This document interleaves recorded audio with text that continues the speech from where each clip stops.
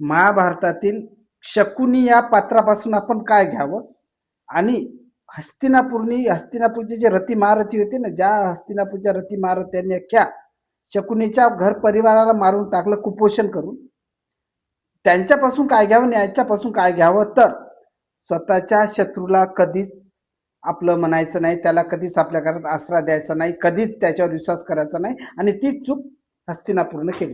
भीष्म म्हणजे कारण कसं आहे की दुर्योधन जरी त्यावेळेस जन्मला होता, पण बाकीच्यांनी त्यावेळेस त्यांच्या निदर्शन आणून द्यायला पाहिजे होतं की याच्या घर परिवाराला आपण अशा अशा पद्धतीने मारून टाकलं.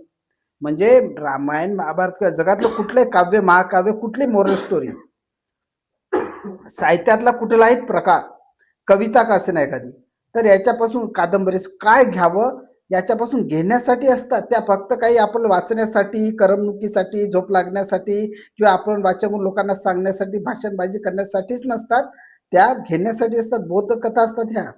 तर पा हस्तिनापूरने कोणती चुकी केली शकुनीला घरात आसरा देऊन? फक्त त्याला घरात आसराच नाही दिला, त्याच्या प्रत्येक ताळतंत्रावर दुर्योधन नाचत होता. आणि हे जे सत्यानाश झाला ना, कौरवाचं जे कौरव पांडवाचं युद्ध झालं ना, ते शकुनीनं केलं. म्हणजे हे बा, कुठलाही दुश्मन कधीच आपला होत नाही. शत्रू कधी दुश्मन होऊ शकतो, पण दुश्मन कधीच दोस्त होऊ शकत नाही. याच्यापासून बोध घ्या. दुश्मन आहे ज्याच्या घर परिवाराने मारून टाकला सोडणार आहे का? हे समजायला नव्हतं पाहिजे.